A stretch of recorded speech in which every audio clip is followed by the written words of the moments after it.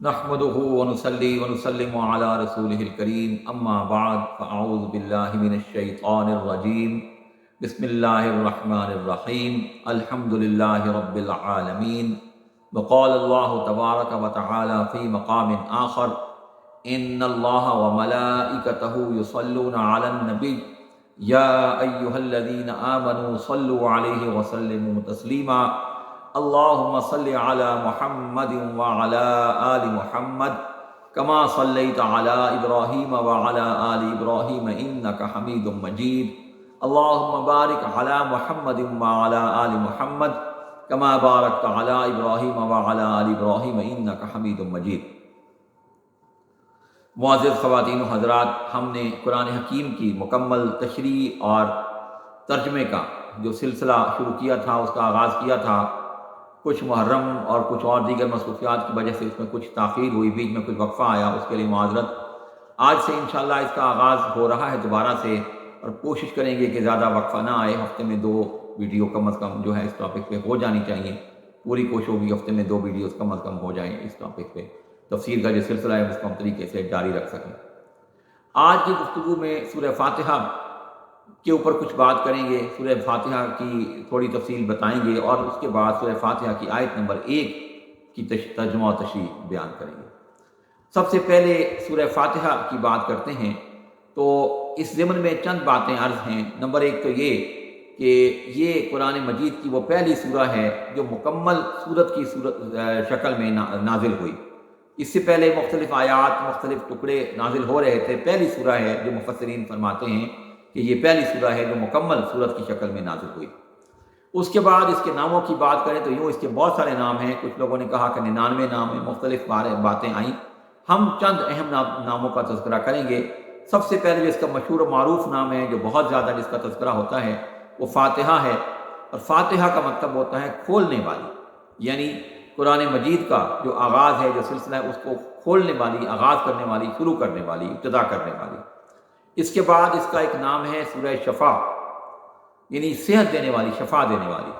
بہت سارے صحابہ کرام نے سورہ فاتحہ پڑھ کر لوگوں پر دم کی، پھونک ماری، تو سورہ فاتحہ سے لوگوں کو شفا ملی، اور یہ حقیقت ہے کہ سورہ فاتحہ سے شفا ملتی ہے۔ بہت ساری احادیث سے متعلق مروی ہیں۔ اور ایک بات میں اس ضمن میں اور بتا دوں، کافی لوگوں کی تحقیق ہے، کافی سارے لوگوں کی تحقیق ہے کہ اگر آپ کو کوئی بھی بیماری ہے، کوئی بھی تکلیف ہے، یعنی بیماری ہے خاص طور پر، اور آپ صبح کی نماز سنتوں اور نفل فرائض کے بیچ میں، یعنی 2 سنتیں پڑھ کے اور 2 فرضوں سے پہلے اگر وہیں بیٹھ جائیں اور بیٹھ کر 41 بار سورہ فاتحہ پڑھیں، اول آخر 11 بار درود شریف پڑھیں، اور جو بھی بیماری ہے اس پر جو ہے اس کو دم کریں، اس کے لیے پھونک ماریں، اس کے لیے دعا کریں اللہ سے، اللہ تبارک و تعالیٰ ہر بیماری سے شفا دیتا ہے۔ بہت سارے مفسرین نے اس سے متعلق بھی لکھا ہے۔ اس کے بعد اس کا ایک نام ہے ام الکتاب، کتاب کی ماں، ٹھیک ہے۔ اصل میں کیا ہے کہ یہ قرآن مجید کا دیباچہ ہے، قرآن مجید کا مکمل خلاصہ، مکمل جو کچھ بھی قرآن مجید میں پیش ہونا ہے اس کا ایک مختصر سا خلاصہ اس صورت میں موجود ہے۔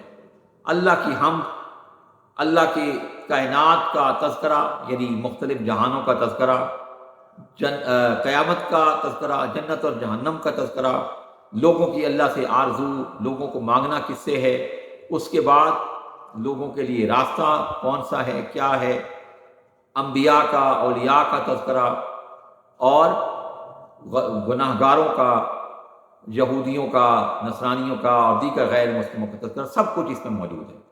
یہ قرآن مجید کا اعجاز ہے، اللہ کے کلام کا اعجاز ہے کہ یہ چند جو ہے آیتیں، 7 آیتیں ہیں، اور اس کے اندر سب کچھ موجود ہے۔ اور ایک اس کا نام ہے سبع مثانی، سبع مثانی یعنی 7 حصے یا 7 آیات۔ اس کا ذکر سورہ ہجر کے اندر بھی موجود ہے، اور اس سے مراد بھی سورہ فاتحہ ہے، جو اس کی 7 آیات ہیں۔ تو مفسرین نے لکھا کہ اس سے مراد سبع مثانی سے مراد جو ہے یہ سورہ فاتحہ ہی ہے۔ تو یہ چند ناموں کا تذکرہ اور تھوڑی سی تفصیل ہم نے بتائی ہے۔ اس کے بعد اس کے ترجمے پر آ جاتے ہیں۔ الحمدللہ رب العالمین، ہر طرح کی تعریف اللہ ہی کے لیے ہے، ہر طرح کی تعریف اللہ ہی کے لیے ہے جو تمام جہانوں کا پالنے والا ہے۔ ابھی آیت نمبر 1 کا ترجمہ ہے، اب دیکھیے پہلا حصہ الحمدللہ کہ ہر طرح کی تعریف اللہ ہی کے لیے ہے۔ اچھا، اس سے کچھ لوگوں نے غلط معنی بیان کیے یا غلط معنی اخذ کیے یا غلط استدلال کیا کہ جی اللہ کے علاوہ کسی اور چیز کی تعریف نہیں ہو سکتی، حالانکہ یہ درست نہیں ہے۔ اچھا، آپ کہیں گے جب قرآن کے الفاظ ہیں ہر طرح کی تعریف اللہ ہی کے لیے ہے تو پھر کسی اور کی تعریف کیسے ممکن ہے؟ تو یہ بالکل سوال بنتا ہے، اس کی تفصیل بھی آپ کو بتاتے ہیں۔ سب سے پہلے تو آپ کو یہ بتا دیں کہ دیکھیے اللہ کے علاوہ دیگر چیزوں کی تعریف ہے۔ آپ صلی اللہ علیہ وسلم نے خود مختلف چیزوں کی تعریف کی ہے، آپ کے سامنے آپ کی تعریف بیان کی گئی، آپ کی نعت بیان کی گئی، نعت پڑھی گئی اور آپ نے نعت کو پسند کیا، اور نہ صرف پسند کیا بلکہ انعام بھی دیا۔ حضرت حسان بن ثابت رضی اللہ عنہ جب نعت پڑھتے ہیں کہ احسن من قلم ترکت عینی واجمل من قلم تلد النساء خلقت مبرئا من کل عیب کأنک قد خلقت کما تشاء، کہ آپ جیسا جو حسین ہے کوئی پیدا نہیں ہوا، اور کسی ماں نے آپ جیسا حسین جنا نہیں ہے، اور آپ تمام عیبوں سے پاک ہیں، اور آپ کا اخلاق تمام جہانوں سے بلند ہے۔ تو آپ کے سامنے جب یہ پڑھا گیا تو آپ نے اپنی چادر حضرت حسان بن ثابت کو تحفے میں پیش کی۔ تو اس کا مطلب یہ ہوا کہ تعریف دیگر چیزوں کی بھی ہو سکتی ہے، لیکن قرآن کہتا ہے کہ تعریف اللہ ہی کی ہے، تو مطلب کیا ہے؟ حقیقت یہ ہے کہ در حقیقت تعریف اللہ ہی کی ہے، اس میں کوئی شک نہیں، لیکن جب تعریف ہم کسی اور چیز کی کرتے ہیں تو یہ تعریف ہمیں روکتی نہیں ہے۔ لیکن اصل معاملہ یہ ہوتا ہے کہ جب ہم کسی بھی چیز کی تعریف کریں گے تو تعریف اصل میں اللہ کی ہے۔ اگر ہم آپ صلی اللہ علیہ وسلم کی تعریف کرتے ہیں اور یہ کہتے ہیں کہ اللہ نے آپ کو سب سے زیادہ اچھا بنایا ہے، سب سے اچھی آپ کی تخلیق کی ہے، تو تخلیق کرنے والا کون ہے؟ تخلیق کرنے والا اللہ ہے نا۔ تو در حقیقت تعریف اللہ ہی کی ہوتی ہے۔ ہم کہتے ہیں فلاں چیز بہت خوبصورت ہے، تو اصل میں اس کا خالق کون ہے؟ اس کا بنانے والا کون ہے؟ ہم کہتے ہیں فلاں بچہ بہت خوبصورت ہے، فلاں کا اخلاق بہت اچھا ہے، فلاں کی آواز بہت اچھی ہے، فلاں کی شاعری بہت اچھی ہے۔ یہ سب کس کی عطا ہے؟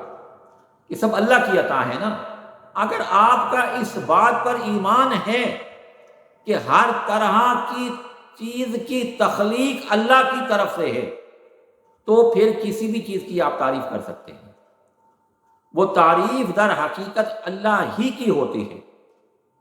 ہم کہیں کہ فلاں کرسی بہت خوبصورت ہے یا فلاں میز بہت خوبصورت ہے، تو در حقیقت وہ کرسی خود سے تو نہیں بنی، کرسی بنانے والے کی تعریف ہے نا کہ یہ کرسی بہت خوبصورت ہے، کہ اس نے بنائی بہت اچھی ہے۔ فلاں تصویر بہت خوبصورت ہے، تو در حقیقت تعریف تو مصور کی ہوتی ہے نا کہ بنانے والا بہت اچھا ہے۔ تو اصل میں جب آپ تعریف کسی بھی چیز کی کرتے ہیں تو در حقیقت تعریف اللہ ہی کی ہوتی ہے۔ اس نقطے کو کم لوگوں نے سمجھا، اور ناسمجھی میں لوگ یہ کہہ بیٹھے کہ تعریف اللہ کے علاوہ کسی کی نہیں ہے، کسی چیز کو یہ نہیں کہنا کہ یہ بہت اچھی ہے، اس لیے کہ اللہ کے علاوہ تو کسی کی تعریف ہے ہی نہیں۔ تو یہ کم عقلی ہے، کم علمی ہے، بلکہ کم عقلی نہیں کہیں گے، کم علمی ہے۔ تعریف اللہ کے علاوہ کسی کی بھی کر سکتے ہیں، کیونکہ در حقیقت وہ تعریف اللہ ہی کی ہوتی ہے، بشرطے کہ آپ کا ایمان اس بات پہ ہو کہ ہمارے پاس جو کچھ ہے وہ سب اللہ کا عطا کردہ ہے، ہمارے پاس جو چیز ہے سب اللہ کی پیدا کردہ ہے، تو پھر تعریف اللہ ہی کی ہوتی ہے، کسی اور کی تعریف نہیں ہوتی۔ ٹھیک ہے، یہ نقطہ کلیئر ہو گیا۔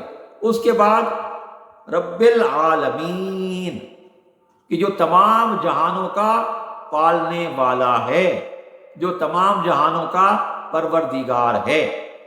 اب یہاں دو تین باتیں ہیں۔ ایک تو تمام چیزوں کا پالنے والا کون ہے؟ اللہ تعالیٰ۔ لہذا اگر کسی کے پاس دولت بہت ہے تو اس کی ذاتی نہیں ہے، اللہ کی عطا کردہ ہے۔ کسی کے پاس علم بہت ہے تو اللہ کا عطا کردہ، کسی کا رزق بہت ہے تو اللہ کا دیا ہوا ہے، کیونکہ پالنے والا تو وہی ہے نا۔ اور اگر کسی کے پاس کم ہے تو وہ بھی اللہ کی طرف سے ہے۔ لہذا مانگیں گے کس سے؟ جو دینے والا ہے، جو عطا کرنے والا ہے، جو پالنے والا ہے۔ تو اللہ ہی کا پالنے، یعنی اللہ ہی سب کا پالنے والا ہے، تو سوال کس کے آگے کرنا ہے؟ اللہ کے آگے۔ دینے والا کون ہے؟ اللہ تعالیٰ۔ ٹھیک ہے. اب یہاں بات آئی عالمین کہ تمام جہانوں کا. اب اس کی تعریف مفسرین نے دو طرح سے کی ہے. اس سے مراد ایک تو وہ جہان ہے جو انسان کی زندگی میں ہے، ایک عام آدمی کی جو زندگی میں ہے. وہ چار طرح کے جہان ہیں، چار طرح کا معاملہ ہے. پہلا ہے جب انسان ماں کے پیٹ میں ہوتا ہے، بلکہ اس سے بھی پہلے، معذرت، عالم ارواح، کہ جہاں تمام روحیں ہوتی ہیں، جہاں انسان کی پیدائش سے پہلے عالم ارواح، جہاں تمام روحیں ہوتی ہیں. ٹھیک ہے، ماں کے پیٹ کو بھی لوگوں نے اسی میں شامل کیا ہے. اس کے بعد ہے عالم دنیا، کہ جب انسان دنیا میں آتا ہے. تیسرا ہے عالم برزخ، قبر کا عالم. چوتھا ہے عالم قیامت، اور جنت اور جہنم کو بھی اسی میں شامل کیا. تو یہ تو وہ چار جہان ہیں جو کسی عام آدمی کی زندگی میں ہو سکتے ہیں، ہوتے ہیں. ٹھیک ہے، عالم ارواح، عالم دنیا، عالم برزخ اور عالم قیامت. ٹھیک ہے جی. اس کے بعد جہانوں کی تعریف ایک اور طرح سے بھی کی گئی ہے. ایک حدیث آپ صلی اللہ علیہ وسلم کے معراج کے واقعے سے عکس کی گئی ہے. اس کا مختصر بیان کر دیتا ہوں، آپ کی سمجھ میں آ جائے گا کہ اس سے کیا مراد ہے. اور جب آج سائنس جہاں تک پہنچی ہے وہ مزید اس کو تقویت دیتی ہے، اس کی بھی تھوڑی سی بات کر لیں گے. اب اس سے کیا مراد ہے؟ آپ صلی اللہ علیہ وسلم مطلب اس حدیث کا جو معاملہ ہے کہ آپ فرماتے ہیں کہ میں جبرائیل کے ساتھ جا رہا تھا تو میں نے دیکھا کہ اونٹوں کی قطاریں بہت ساری جا رہی ہیں، کچھ اونٹ آ رہے ہیں، کچھ جا رہے ہیں، اور ہر اونٹ کے اوپر دو دو بڑے بڑے صندوق لدے ہوئے ہیں. آپ نے جبرائیل سے سوال کیا کہ یہ کیا ہے؟ تو جبرائیل نے فرمایا، عرض کیا کہ یا رسول اللہ، آپ بہتر جانتے ہیں، اللہ بہتر جانتا ہے، میرے علم میں نہیں ہے. آپ جاننا چاہتے تو آپ جان لیں، دیکھ لیں، ان کو کھول کے دیکھ لیں. آپ نے ایک اونٹ کو پکڑا، اس کو بٹھا دیا، ایک صندوق اتروایا، اس کو کھولا تو صندوق جو ہے انڈوں سے بھرا ہوا تھا. آپ نے ایک انڈا اٹھایا، اس کو توڑا تو انڈا خسخاس کے دانوں سے بھرا ہوا تھا. آپ نے ایک دانہ اٹھایا تو وہ بالکل بند تھا. آپ نے جبرائیل سے کہا کہ یہ کیسے؟ تو آپ نے جبرائیل نے عرض کیا کہ یہ اس کی چابی آپ کے پاس ہے. آپ نے بسم اللہ پڑھی، بسم اللہ پڑھ کے اس کو کھولا تو وہ کھل گیا. اور آپ فرماتے ہیں کہ اس کے اندر ایک جہان آباد تھا، اور وہ جہان اس دنیا سے بڑا تھا. اور آپ نے فرمایا کہ تمام صندوقوں کا یہ عالم تھا کہ ہر اونٹ پر دو دو صندوق لدے ہوئے تھے، اور سینکڑوں کی تعداد میں وہ اونٹ تھے، اور ہر صندوق میں صندوق انڈوں سے بھرا ہوا اور وہ خسخاس کے دانوں سے بھرا ہوا، اور ہر دانے میں جہان آباد ہے. تو اندازہ لگا سکتے ہیں کہ کتنے جہان آباد ہیں اس کائنات میں. ٹھیک ہے، اب سائنس جو اب کہہ رہی ہے کہ چاند کے اوپر، مریخ کے اوپر، دیگر مختلف سیارے ہیں، مختلف مقامات پر کیسے کیسے جہان آباد ہیں. پھر آپ دیکھیے کہ زمین کے جو مختلف حصے جو بر اعظم ہم نے دریافت کیے ہیں. اب دیکھیے بر اعظم امریکہ جب اسلام آیا تب یہ دریافت نہیں ہوا تھا، غالباً بر اعظم آسٹریلیا بھی تب دریافت نہیں ہوا تھا. تو یہ بہت سارے جہان بھی دریافت بعد میں ہوئے. تو جہانوں کی تفصیل لا تعداد ہے، بے حساب ہے. اللہ ان تمام جہانوں کا پالنے والا ہے، ان تمام جہانوں کا پروردگار ہے. تو یہ سورہ فاتحہ کی آیت سے متعلق، اس آیت نمبر 1 سے متعلق چند اہم نکات تھے کہ میں نے آپ کی خدمت پیش کیے. دعا کریں کہ اللہ تبارک و تعالیٰ ہمیں اس سلسلے کو جاری رکھنے کی توفیق عطا فرمائے. اس کے اندر جو رکاوٹیں، جو مسائل آ جاتے ہیں، اللہ تعالیٰ اس سے ہمیں محفوظ فرمائے. اس کو ہم جاری رکھنے کی، اس کو چلانے کی توفیق عطا فرمائے، اور قرآن مجید کا حق عطا کرنے کی بھی توفیق عطا کرے. کہ قرآن مجید کا ترجمہ تشریح بیان کرنا میرے جیسے عام گناہ گار اور کم علم آدمی کے بس کی بات نہیں ہے. اللہ تعالیٰ ہمیں توفیق دے کہ ہم اس کو بہتر سے بہتر بیان کر سکیں اور آپ تک یہ بات، یہ پیغام پہنچا سکیں. اور اللہ تبارک و تعالیٰ اس کی وساطت سے ہم سب کی تمام پریشانی کو دور فرمائے، تمام مسائل کو حل فرمائے، اور ہم سب کی تمام آرزوؤں کو پورا فرمائے، تمام دعاؤں کو پورا فرمائے، اور ہم سب پر اپنا خصوصی فضل و کرم فرمائے، ہم سب کی حفاظت فرمائے، تمام بیماریوں سے، تمام مشکلات سے ہماری حفاظت فرمائے. وآخر دعوانا ان الحمد للہ رب العالمین.